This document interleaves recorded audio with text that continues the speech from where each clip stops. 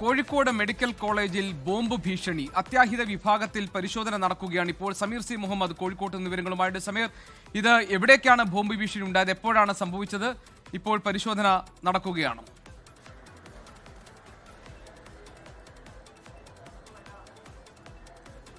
ജി.കെ. Kozhikode medical കോളേജിൽ bomb വെച്ചിട്ടുണ്ട് എന്നുള്ള ഒരു സന്ദേശമാണ് ലഭിച്ചിരിക്കുന്നത്. സൂപ്രണ്ടിനാണ് ഇത്തരത്തിലുള്ള ഒരു ഇമെയിൽ വഴിയുള്ള സന്ദേശം ലഭിച്ചിരിക്കുന്നത്. അതിന്റെ ഭാഗമായിക്കൊണ്ട് സുരക്ഷ ശക്തമാക്കിയിട്ടുണ്ട്. അത്യാഹിത വിഭാഗത്തിലാണ് ഇത്തരമൊരു സംഭവം ഉള്ളതായിട്ടുള്ള അറിയിപ്പ് വന്നിരിക്കുന്നത്. അതിന്റെ ഭാഗമായിക്കൊണ്ട് ഇപ്പോൾ പോലീസിന്റെ പരിശോധനയും അതുപോലെ തന്നെ അവിടെയുള്ള സുരക്ഷാ സംവിധാനങ്ങളും ശക്തമാക്കിയിട്ടുണ്ട്.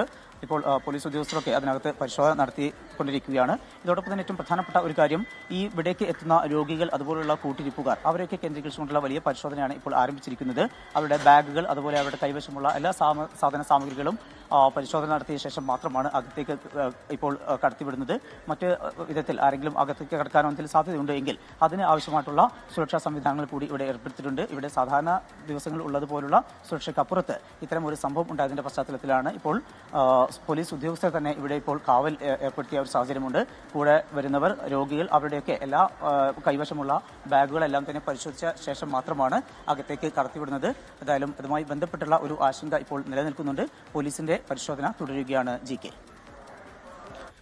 സമീർ സി മുഹമ്മദാണ് വിവരങ്ങൾ നൽകിയത്. കോഴിക്കോട് മെഡിക്കൽ കോളേജിൽ ബോംബ് ഭീഷണിയെ തുടർന്നുള്ള പരിശോധന ഇപ്പോൾ നടക്കുകയാണ്. അത്യാഹിത വിഭാഗത്തിലാണ് പരിശോധന പുരോഗമിക്കുന്നത്. സമീർ സി മുഹമ്മദ് ഞങ്ങളുടെ പ്രതിനിധി അതിന്റെ വിശദാംശങ്ങൾ പങ്കുവയ്ക്കുകയായിരുന്നു. ലോകത്തെവിടെയായാലും ഏത് സമയത്തും 24 വാർത്തകളും ഓഗ്മെന്റഡ് റിയാലിറ്റി പാക്കേജുകളും എക്സ്പ്ലെയിനറുകളും വിശദമായി കാണാൻ ഞങ്ങളുടെ യൂട്യൂബ് ചാനൽ നിങ്ങൾക്ക് സബ്സ്ക്രൈബ് ചെയ്യാം.